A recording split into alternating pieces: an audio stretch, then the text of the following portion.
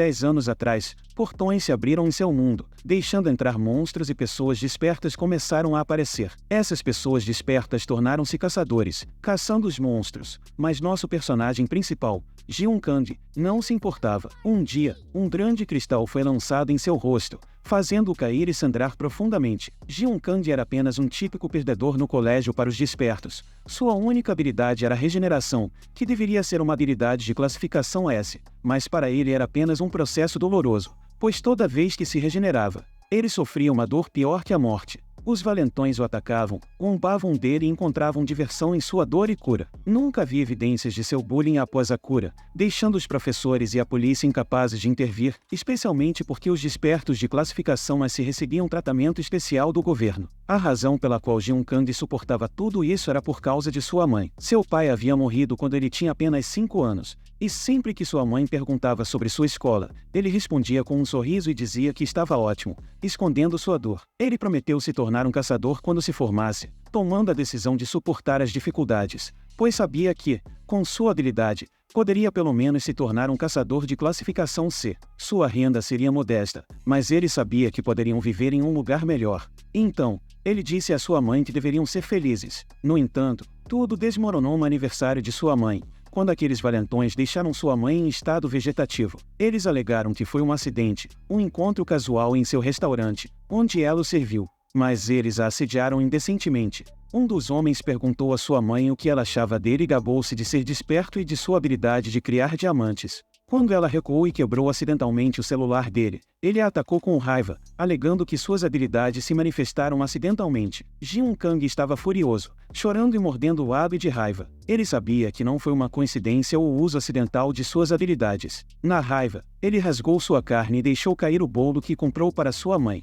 Enquanto isso, em outro lugar, um dos valentões questionou se suas ações estavam corretas, mas o homem retrucou que ninguém se importaria se ela morresse. Ele colocou a mão no ombro de seu amigo, afirmando que sua juventude e status despertos protegeriam perante a lei. Quando seu amigo tentou argumentar com ele, o homem perguntou displicentemente se ele achava que era a primeira vez que ele batia em alguém. De repente, alguém apareceu e questionou as ações do homem. Ji-hoon Kang exigiu saber por que o homem havia machucado sua mãe, chamando-os de bastardos. Mas o homem simplesmente sorriu, respondendo que fez isso porque ela era sua mãe e que ela parecia muito jovem. Isso deixou Ji-hoon Kang ainda mais irritado. Em uma fúria, Ji-hoon Kang investiu contra Ares, mas acabou sendo atingido por um afiado diamante que perfurou seu peito e o fez cair de joelhos, enquanto o homem casualmente comentava sobre flertar com sua mãe. Com mãos trêmulas, Ji-hoon Kang pegou o cristal e o puxou lentamente, suportando a dor. Seu peito se regenerou lentamente, fazendo-o gritar, tremer e morder os lados com força,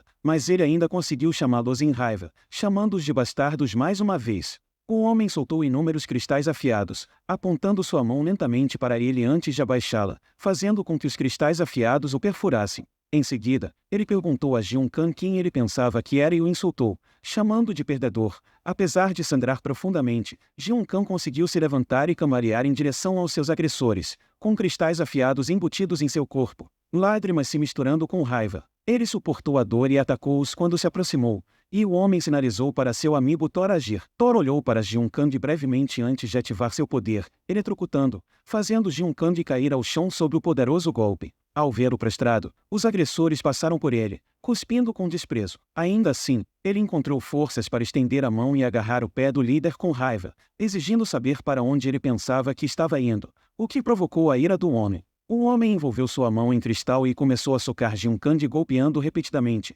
enquanto lançava insultos, culpando-o por não proteger sua mãe e questionando o direito de Ji-hoon Kang de estar com raiva. Um soco infundido com cristal na boca resultou em uma cena sangrenta, mas Ji-hoon Kang continuou a encarar seu agressor, o que o enfureceu ainda mais. Em seguida, o homem chamou seu amigo Sandman e ordenou que ele começasse a cavar, o que ele fez sem hesitação. Ji-hoon Kang os amaldiçoou fracamente. Então, o homem ativou seu poder, liberando cristais que gradualmente cercaram, apesar de suas ameaças desafiadoras e promessas de vingança. O homem apenas sorriu, desafiando-o a escapar, se pudesse.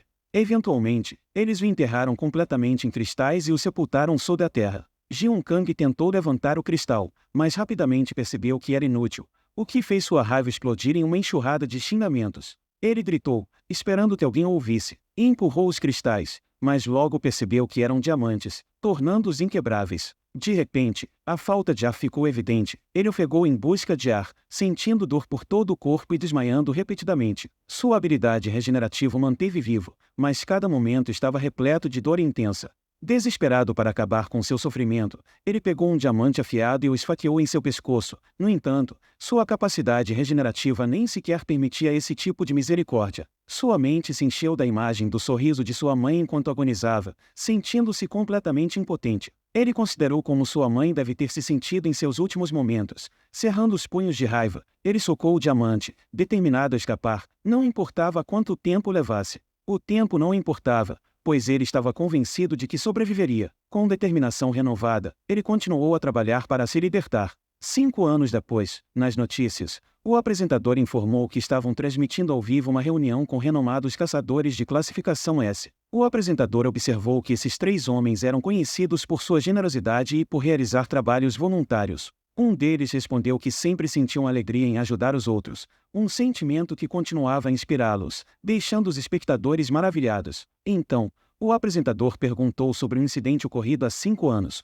quando eles alegadamente feriram um civil devido a um poder descontrolado. Os homens ficaram em silêncio por um momento, e então um deles fingiu lágrimas enquanto explicava que a vítima era mãe de um amigo próximo. Isso aconteceu quando ele ainda era estudante e não conseguia controlar suas habilidades. O homem então admitiu que havia se desculpado com seu amigo, mas não conseguiu contatá-lo desde então. Ele expressou o desejo de se desculpar novamente, mas, no momento em que estava prestes a fazê-lo, uma grande porta voou em sua direção.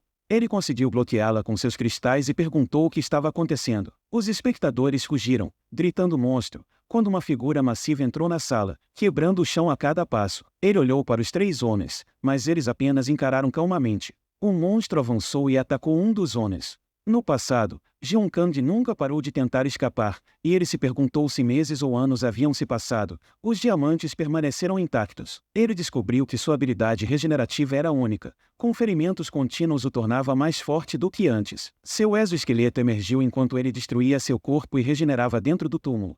Um processo doloroso com sangue jorrando, carne rasgada e ossos quebrados. A dor era pior do que a morte, mas ele continuou regenerando-se. Persistiu até que conseguiu quebrar o cristal e se libertar, jurando vingança contra o homem. O impacto jogou o homem para o lado e ele caiu. Thor ficou atordoado ao ver uma figura esquelética enorme diante deles. Jeon Kandi lembrou das palavras provocativas do homem, desafiando-o a buscar vingança se conseguisse escapar, e gritou falando que havia saído para pegar as cabeças deles. O homem conseguiu se levantar e ordenou a seu amigo que o matasse. Thor ativou seu poder e o eletrocutou novamente, mas Jeon Kandi conseguiu se manter de pé. Ele correu em direção a Thor e cortou a cabeça dele. Isso deixou o homem e o Sandman chocados ao verem a cabeça de Thor rolando pelo ar antes do corpo cair no chão. O Sandman imediatamente levantou a areia do chão e o atacou com ela, cercando-o e o prendendo. No entanto, ele conseguiu sair facilmente, agarrou a boca do Sandman e arrancou metade dela, o que fez o Sandman gritar de dor. Ele se lançou imediatamente no Sandman e o esfaqueou até a morte, sem notar o homem atrás dele. Ele se virou e o homem o socou no rosto, mas sua mão de diamante se quebrou lentamente, surpreendendo. O homem ergueu a mão no ar, fazendo surgirem muitos diamantes afiados, enviando-os voando em sua direção e o perfurando repetidamente. O homem ficou surpreso ao ver que Jeon Kandi ainda conseguia se mover.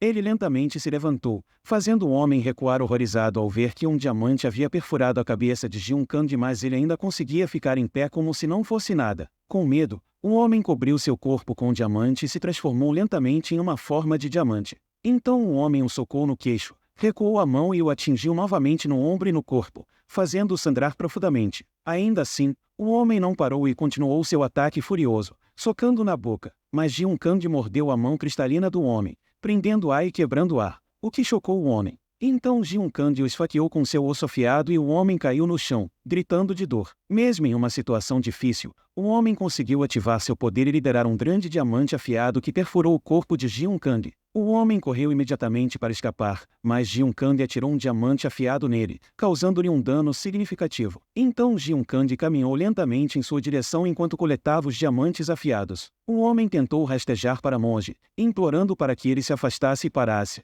mas Jeon Kandi o perfurou com cada diamante afiado que encontrava, fazendo-o sangrar profundamente, mesmo depois de ser empalado várias vezes. Ele ainda conseguiu perguntar a Jeon Kandi quem ele era e por que estava fazendo aquilo. Kandi agarrou metade do rosto dele e arrancou, o que chocou o homem, lembrando de como ele uma vez chamou Kandi de verme e ordenou que ele se contorcesse. Ele percebeu que seu adversário era Jiun Kandi, o mesmo verme que ele havia insultado antes. Kandi socou a cabeça do homem com força, mas não ficou satisfeito com isso e o socou repetidamente. Então, ele agarrou o pescoço do homem e enfiou o punho ósseo na boca dele, fazendo-o tremer e gritar de dor antes de falecer. Jiun Kandi retirou a mão da boca do homem e ficou atordoado por um momento. Ele olhou ao redor e viu Thor e Sandmo decapitados, e o homem que havia ferido sua mãe estava morto. Ele viu seu próprio reflexo no sangue no chão enquanto a chuva caía pelo teto quebrado, misturando-se ao sangue no chão. E então, ele lembra como foi ao hospital para verificar a condição de sua mãe e ficou chocado ao ver que seus olhos estavam abertos,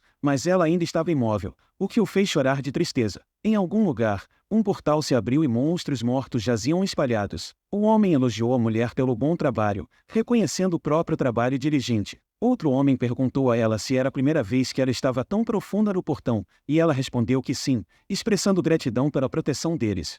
Mas a expressão do homem mudou enquanto ele explicava que, na verdade, eles eram os que estavam gratos. Um deles segurou a mão dela, afirmando que levaria um mês para escapar de lá e expressou entusiasmo em passar esse tempo com ela. Mas, quando ele se aproximou desconfortavelmente de seu rosto, uma figura inesperada apareceu, decapitando o homem à frente e deixando os outros em pânico. Quando a mulher se virou, ficou chocada ao encontrar uma figura esquelética diante dela. Eles atacaram Jiun Kandi, surpresos que qualquer monstro pudesse ter sobrevivido, mas sua agressão parecia não ter efeito. Um homem lançou um golpe retaliatório, mas sua lâmina se despedaçou ao atingir o osso da figura esquelética de Jiun Kandi, deixando-o incrédulo. Jiun Kandi então decapitou esse homem e colocou a cabeça decepada ao lado da anterior no chão. Os homens sobreviventes ficaram chocados, incapazes de compreender a existência de uma entidade tão monstruosa dentro do portão. Sem se abalar, Jiun Kandi balançou seu osso em direção a eles, decepando suas cabeças com facilidade. Em seguida, ele se aproximou da mulher trêmula, que esperava o pior, fechando os olhos, mas tudo o que ele fez foi olhar fixamente para ela.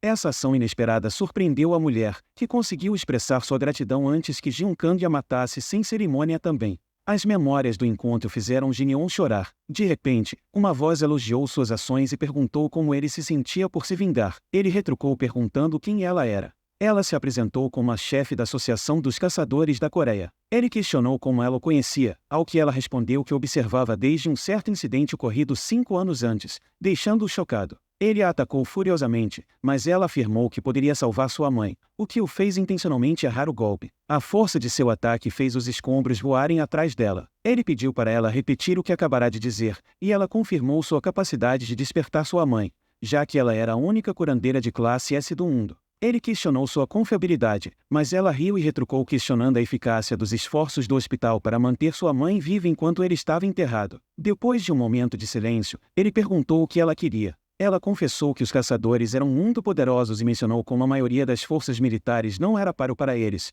com alguns sendo até mais formidáveis que as forças nucleares. Graças a eles, a maioria dos monstros dentro dos portões foi eliminada. No entanto, os portões ainda permaneceram vazios de monstros. Os países estavam usando as passagens como vias de acesso para a guerra, empregando caçadores. E mesmo com a falta de caçadores suficientes, eles não conseguiram impedir a invasão japonesa até ele aparecer. Ela explica que responder ao Japão com seus próprios caçadores desencadearia uma guerra total, mas um monstro não causaria tais complicações. Assim pediu para que Jiun Kandi se tornasse o monstro que atacaria os caçadores japoneses dentro das dungeons, aniquilando todos eles. Enquanto isso, no Japão, na residência oficial do primeiro-ministro, um homem está conversando com o ministro da Defesa. O ministro perguntou se havia monstros poderosos dentro dos portões e o homem respondeu que não. O ministro perguntou novamente se havia caçadores poderosos da Coreia, e mais uma vez o homem respondeu que não, o que deixou o ministro irritado, levando-o a perguntar por que seus caçadores ainda não conseguiram adentrar no solo coreano.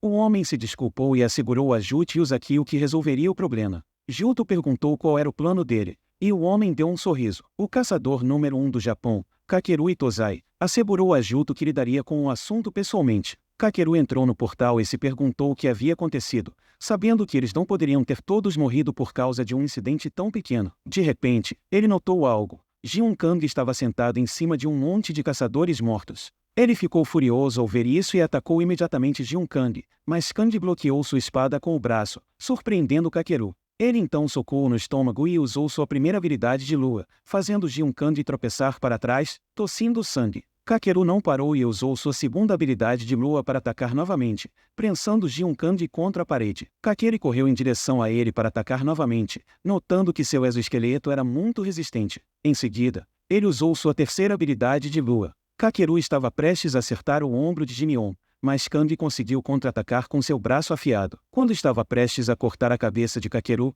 ele cortou o braço de Jiunkandi no último momento. Isso surpreendeu Kandi, enquanto Kakeru lhe disse que sua espada poderia cortar até mesmo diamantes. Em seguida, ele decapitou Jiunkandi com sua espada. Kandi caiu no chão sem cabeça e sem um braço. Kakeru se perguntou por que seus caçadores haviam perdido para tal criatura e lamentou que fosse uma pena. Enquanto Jiunkandi estava caído no chão, se lembra de seu pai, que sempre estava ocupado com o trabalho, mas era um homem gentil e amigável. Jiunkandi apreciava isso em seu pai, mas ele faleceu salvando e com sua morte, o negócio da família faliu. Eles ficaram com uma dívida enorme e as mãos suaves de sua mãe ficaram ásperas. Ele perguntou a sua mãe se ela estava bem, e sua mãe sorriu para ele, um sorriso cansado, assegurando-lhe que estava bem. No entanto, todas as noites, ele ficava acordado ouvindo sua mãe chorar. Ela chorava por causa dele, achando que ele era alguém que não deveria estar vivo. Sua mãe o olhava com medo, e ele, tremendo, lhe disse que sentia muito. Então, cortou seu pulso.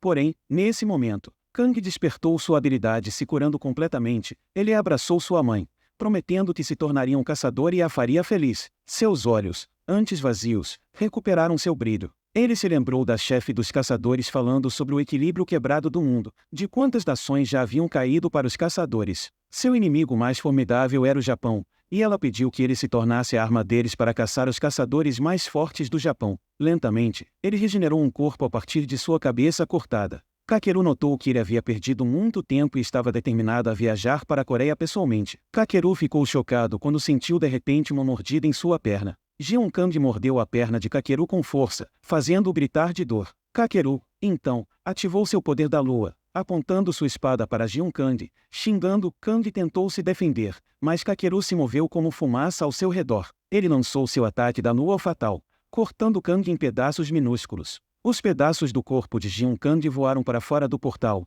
acompanhados por uma explosão alta do poder de Kakeru. Ele foi embora, deixando para trás um cratera e paredes danificadas. Ele não esperava ser mordido e precisava se curar, mas de repente um osso afiado foi arremessado em sua outra perna, deixando-o atordoado. Uma mão emergiu por trás, e Jiunkandi, agora completamente esquelético, se arrastou tremulamente em sua direção, causando pânico em Kakeru. Kakeru apertou o punho em sua espada e atacou Jiunkandi novamente. Enquanto isso, no portal, o primeiro-ministro e muitos outros estavam esperando. Uma mulher perguntou ao primeiro-ministro se eles realmente precisavam de tantas pessoas, apontando para os caçadores de elite do Ministério da Defesa. Juto respondeu que já se passaram 3 dias desde que Kakeru entrou e ele precisava verificar. De repente, a cabeça de Kakeru rolou para fora do portal e Jiunkandi saiu lentamente em seguida. Juto ficou irritado e chocado, mas Mogo teve sua cabeça cortada por Kandi. Em outro lugar, na Associação de Caçadores da Coreia, alguém questionou o plano dela, relatando que Kandi havia matado o ministro da Defesa.